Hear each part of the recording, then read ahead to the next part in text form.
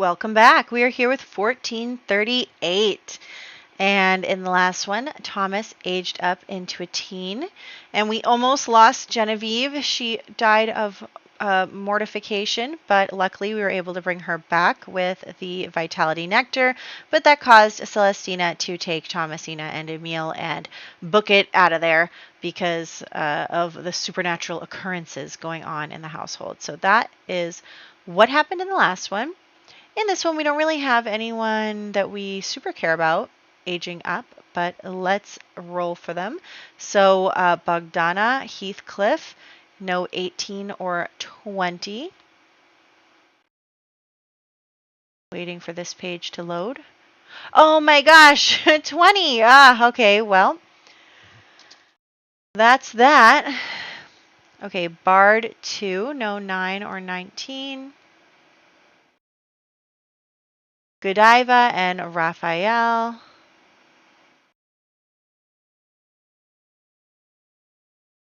Odelgard Bennett will be aging up as well. No 7. And will she get married? She will, but she will not be having children. That happens like with literally everybody. Okay.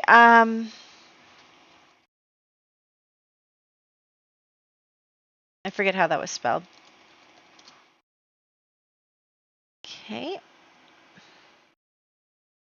Euphemia Landgrab will be becoming a young adult. No 2, 6, 11, 13, or 14.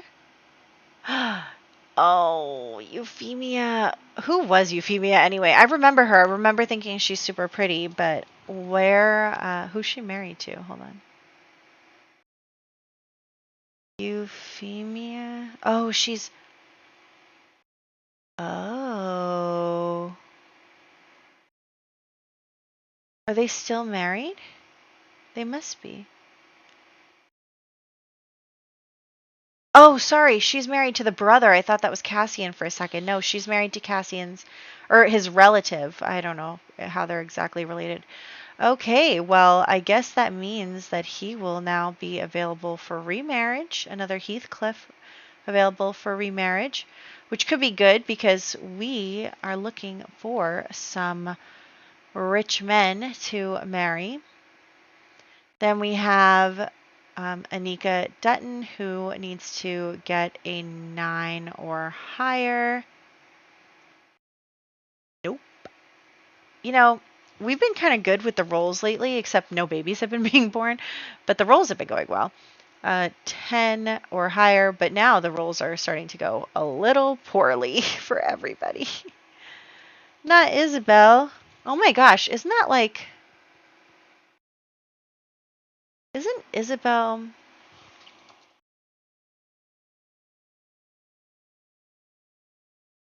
I don't remember how I spelled this. Yeah. Well. Is Mal... Oh no, they got divorced already. Okay. Is Malcolm single again? Yeah, he is. Oh, you're right. Okay. Malcolm is single again, anyway. Did I put that down in here? I did. We've got options. Okay, anyway. Now we have 2 rich options for people. So as for the vampires, I believe, is Wybert 2 even still alive? He is. Okay, well, Wybert and Salvia, will you survive? Salvia? Wybert? Yeah, they're both fine. They're usually fine because their roll is pretty hard to get. All right, well, that is all we're rolling for this year. I don't think... Is anyone pregnant right now? No, nobody's even having babies right now. Okay. We have to wait for Johnny to get back from the war in order for him to get married. So, yeah, we're having a bit of a lull, which is fine because I know I said I wanted to cut down the population. It's you know how I am. I'm like, I need to cut down the population, and then I'm upset that babies aren't being born. Anyway, everything's fine. So I think that's it. Yeah, let's hop into the game. All right, so here we are. It is Saturday morning. That looks like the only holiday this year is Love Day. We've done a couple of things towards Adelaide's midlife crisis, just some camping stuff, but nothing too much. And also, we're going to try and finish the temperament skill with Biscuit.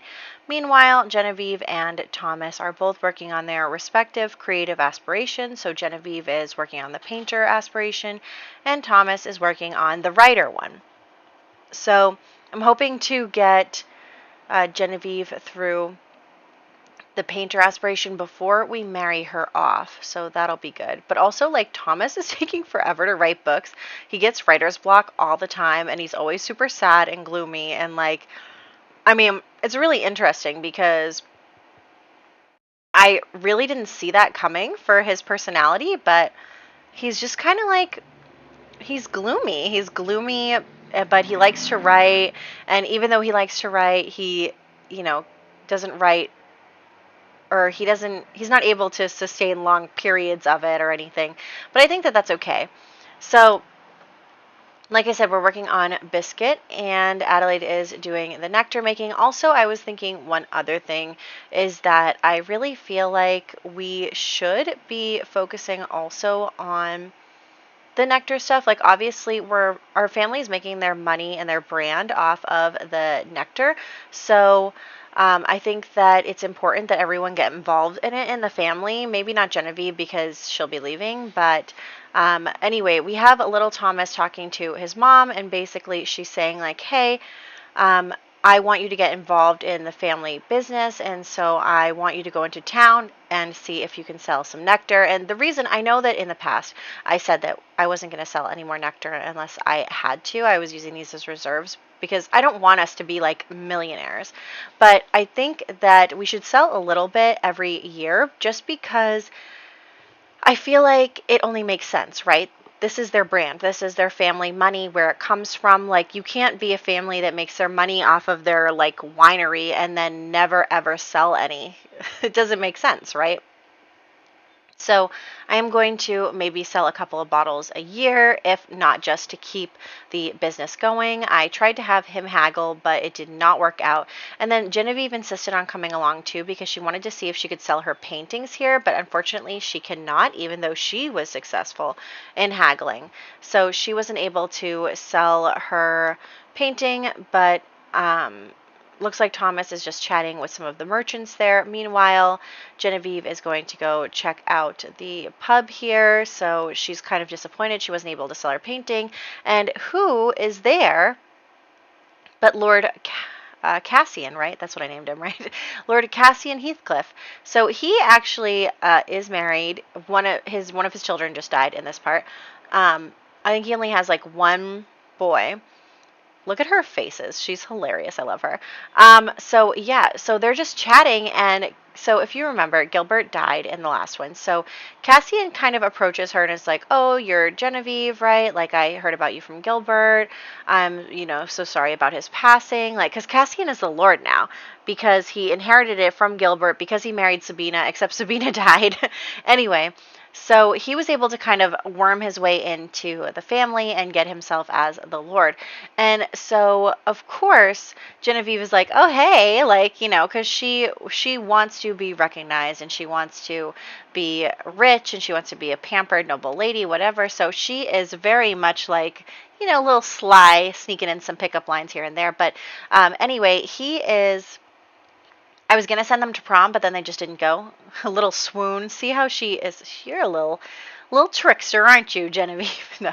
But at the same time, Cassian is kind of talking to her and saying, like, oh, I because Gilbert has passed, like, I want to protect your family. I want to help you out. So, like, don't feel free to come to me with anything that you need. I heard you were ill recently. Like, totally 100% you can come to me and I will take care of things. And so that was one of the important conversations that they had, is that even though Gilbert is dead, Cassian wants to step up and take his place as the kind of person who's looking out for their family. So now we're home. And it's pretty late. So anyway, let's keep working on the horse's temperament. We're so close to finishing that up. And also we were able to buy some more land for both estates. So both estates have 400 acres now, and 500 is kind of the goal that I have for this generation. So there's that. And then also, it's not just little Thomas who wants to get involved in stuff. As soon as we get to level 10 of the temperament skill and Big Thomas kind of runs out of things to do, I also want him to start to get involved in that kind of stuff. Like, I know he's managing the estates and everything's going pretty well, although him and Adelaide have been kind of hot and cold, which is really interesting. They've been like, you know, they have some bad sentiments towards each other and are randomly like kind of mean to each other, and I don't know what that's about. Like, I guess it's just part of being married. You have tiffs every once in a while, but anyway. So they'll need something to bond over, which I'm happy to give them.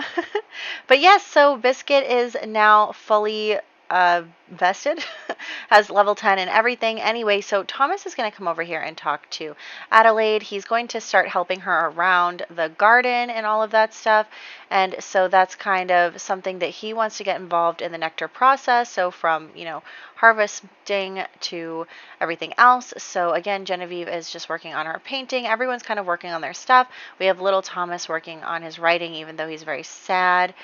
He wants to publish another book. He is doing pretty well there. He's not making that much money off of his published books, but he's starting to get his name out there. He's starting to become a little more recognized, at least in the area, right? So when I say that these people are becoming famous or like are well known, I mean in this area. Like if they went to like London or the capital or wherever, they're not going to be recognized. They're not that famous. They're just famous for like their little area here in Henford on Bagley. So if they went to like Tartosa or Windenburg or anything, no one would be like, oh my gosh, I love your nectar. Like, that wouldn't happen. So anyway, Thomas and Adelaide are just going to be chatting with each other, and they're going to be talking, and Thomas is also telling her, like, hey, like, I'm still going to do my horse competitions. I'm still going to manage the estates, but let me help you out around the house a bit. Let me help you with the nectar. Let me help you, you know, we'll get another nectar making station in the shed there, I think. So that is what we're going to do for him. Meanwhile, Cassian has stopped by, and he, you know, Genevieve has been painting some masterpieces. So he's basically telling her, like, oh, I know you wanted to sell your painting the other day and it didn't work out, but like, I have some buyers if you want some help with that. And so she's like, yeah, totally, and blah, blah, blah. And so then they, you know, they have a little drink together, and she is just kind of showing him around the house. So she is just telling him, you know, oh, my parents, they built this house up from scratch, and it was just a shell when they got it, and now it's, you know, a manor, and it's very nice. And so she's just telling him a little bit about the history of the house. They're going to just take a little tour. So I'm just going to have them go around together. She's going to show him everything that they've got going on here. And she's going to show him her paintings so that he can potentially help her find some buyers for them. And then they're going to come to this secluded balcony and get a little flirty with each other, just a little, you know, in the physical intimacy category, which would be frowned upon nowadays in public. So she's got a big crush on him. Of course she does. So anyway, then after they give each other a little smoochy smooch on the sly, he's going to be asking, well, like, you know, about their wine business and blah, blah, blah. I know I switch between what nectar and wine, but just nectar just sounds kind of weird sometimes. But anyway, so she's going to show him around the little shop they have and around the workshop. And so she's just kind of showing him around. She'll show him the wine cellar, blah, blah, blah. Also, you know, what's kind of funny? So he's a kleptomaniac. And so he actually did swipe her painting, I believe, or he's about to swipe her painting. So it's kind of interesting that he came into their house and he actually like stole a couple of things, but she didn't notice. And like I said, we're going to get another one of these up here. And then, yeah, so she has just been showing him around the house and then has just kind of left him unattended. So there's that. Meanwhile, I'm going to have Thomas start to learn how to make nectar as well. So he is going to start off with just grapes, and he is going to start trying to learn alongside Adelaide, so that both parents are in on it, and even they want to, teach the children and everything, so that that could kind of continue on with their family, so that they can, just keep going with. See, he swiped it. He swiped her painting. I gotta keep an eye on you, mister. I was gonna have her give him like a key to the house, but then I was like, better not, because he'll come over and steal things. So, yes. So anyway, we are going to have them both work on this. I accidentally put all the grapes in Adelaide's inventory because he can't make that much. So that's why I was putting the other stuff back in her inventory so that she can make some stuff. But anyway, so Genevieve and Cassian are again flirting with each other, and Thomas is kind of like there, like, hey, do you need a chaperone in here? Like, what's going on? So they are getting very flirty with each other, but he's leaving. And so Thomas and Genevieve are going to kind of talk, and he's going to be like, what was that about? And she's like, oh, like, he's unhappy in his marriage. She can't give him any more children. Their only child died. And so he is looking to divorce her and get a new wife. And so I think that it could be me. It could be me. And Thomas is like, are you delusional? And she's like, no, I'm not delusional. She's a snob and she's hot-headed. And so I think that between those two things, like, she very much wants like the rich life, but at the same time, since she's hot-headed, I feel like she's a little bit reckless sometimes. So like, if she was like a true, proper snob, she would not be doing any physical intimacy with him before any sort of marriage or anything. But because she's hot-headed, she's like, yeah, let's go for it. Dive in, both feet, like, let's go. And so her and Thomas are just chatting, and Thomas is not going to super judge her. I think he knows that she would like totally blow up at him. But they're best friends, and he wants to look out for his sister. So he's like, look, I mean, you can try that if you want, but you're going to have to tell mom and dad. Like, good luck with that. So that's the conversation that the siblings are having with each other. And I really like that they're close. I really love that they're close. And I love that, she feels comfortable to confide in him about her kind of weird secret relationship, and that he is willing to look out for her and kind of like insert himself so that, her virtue isn't questioned because he was there as a chaperone. So all of that stuff. And we are going to keep going with everybody there. It is now St. Valentine's Day, so we are going to flirty flirt amongst our married couple here. They are still very much in love, even though there are the ups and there are the downs. They are building a legacy and a family together, and they are really excited about it. And I think that even if we no longer have a winery one day, that, we'll still have the estates, we'll still have whatever, so that we can help the family. So Cassian is stopping by once again, and so Genevieve is going to run out to meet him, and he is going to tell her that he has officially divorced his wife, and that news is going to break soon that he divorced her. And so he is now flirting with Genevieve, and very much like, she's like, oh, so does that mean we can be like officially courting? And he's like, oh yeah, like absolutely, like forget courting. Let's get married, like, let's do it. And so actually we get the pop-up where, someone is proposing to Genevieve that I'm not controlling. So actually he does propose to her. He wants to, he's basically saying that he has divorced his wife and he wants Genevieve to be his wife. And so he proposes to her. I don't know why he came out here to be like that, but basically she has accepted his proposal. And so Thomas, who was like coming in from the workshop, is like, hello? What's happening? So Thomas comes in and he's like, Lord Cassian, what are you doing here? Like, what's going on? And he's like, oh, I've asked your daughter if I can have her hand in marriage. And of course Thomas is like, you're supposed to be asking me if you can have her hand in marriage. And Cassian is like, oh, I fell in love with Genevieve at first sight. I want to, fulfill Gilbert's wishes and take care of his family. So I want to marry her and take care of her and give her the best that life has to offer. And Genevieve is like, yes, yes, yes. And Thomas is like, no, no, no. He's like, what do you mean? you know, this is all very sudden for Thomas. He's like, what is happening? What is going on? Tell me what you did. Like, and Genevieve is not happy that her father was not just like, yes, absolutely, take my daughter. And so she is not happy with Thomas that he is not being as supportive as she wants him to be. So other Thomas is going to come in, and then also Adelaide is going to come in. They're going to have this family conversation, and Genevieve is going to argue with both of her parents over this, because of course Adelaide is like, what do you mean you want to get married? Like, you're still young. You don't have to get married right this second. And, you know, Genevieve is just throwing a huge temper tantrum about how she wants to marry him and blah, blah, blah. And so, her parents are just totally blindsided by this, and they are just really trying to wrap their heads around what's going on. And they're all arguing with each other. Meanwhile, Thomas is off, like, writing his book, like, I am not getting involved in this. So Genevieve is going to kind of storm off to her room, which I never made her a room. I never made them rooms after they were children. Whoops. So she's going to storm off to her room. Meanwhile, Thomas and Adelaide are going to chat and be like, how did this happen? What is going on? Like, what is she doing? Should we say yes? I mean, he's the Lord.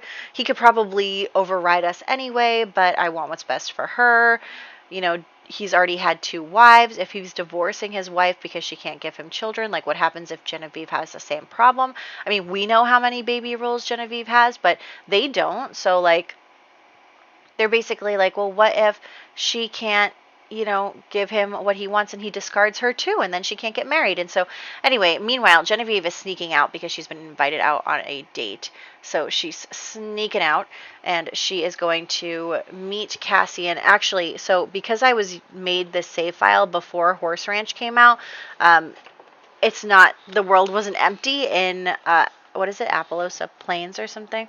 So, that's why there's this entire place here, but we're going to pretend that it's in world, or like in the time period.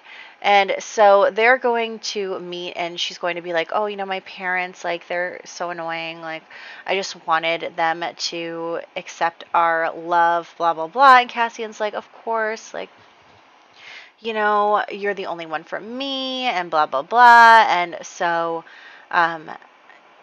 he's gonna tell her, like, well, you know, if something were to happen, your parents could not reject my proposal. And so she is going to go woohoo with him in his closet. I did woohoo, not try for a baby, so we don't know if she's pregnant or not. So she could be pregnant. She could be. We don't know. And so she is snuck out, and she has totally, like, you know, I mean, she is a wild child, right? Like, she may be snobby, but she is just hot-headed. She is just making decisions on the fly.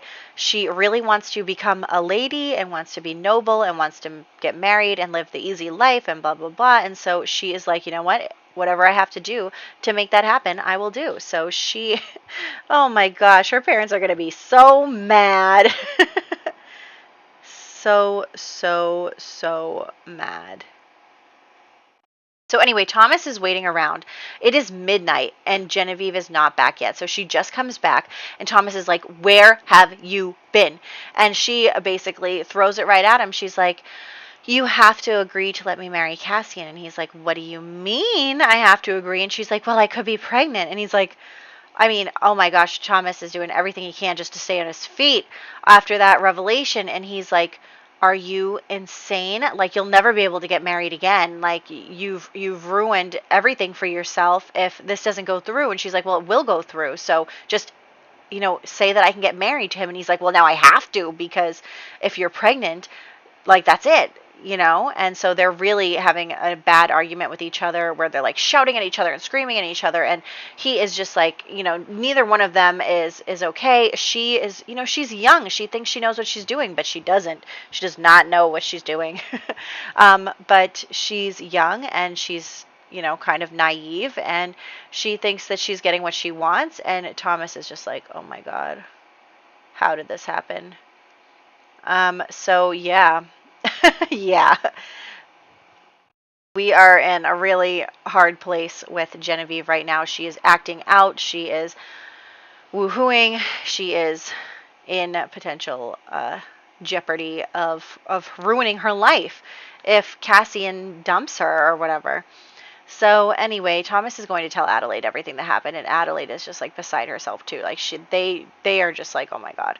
And so they're going to talk about it, and they're basically going to come to the conclusion that they have to agree to let him marry her. And I don't remember exactly how old Genevieve is, to be completely honest with you. But they basically have to let him marry her now. So let me see if I can find out how old she is, because I think she is kind of, yeah, Genevieve. I'm having trouble. You know how like on Max when you hit the internet and then it switches off? Okay. 20, 19, 18, 17, 16. Yeah, she's going to be 16 next year. So next year would be like the first year she is kind of eligible for marriage, even though they are, even though during this time period we switched to 18. So she's very young trying to get married and all of that stuff. So there is that. It is a lot. So anyway, I'm going to kill a few Sims. Who am I killing? I'm killing Bogdana Heathcliff, so that was Cassian's child. Euphemia Landgrab, who is now Heathcliff. Anika Dutton, and Isabel Landgrab. So those are the people who are dying right now.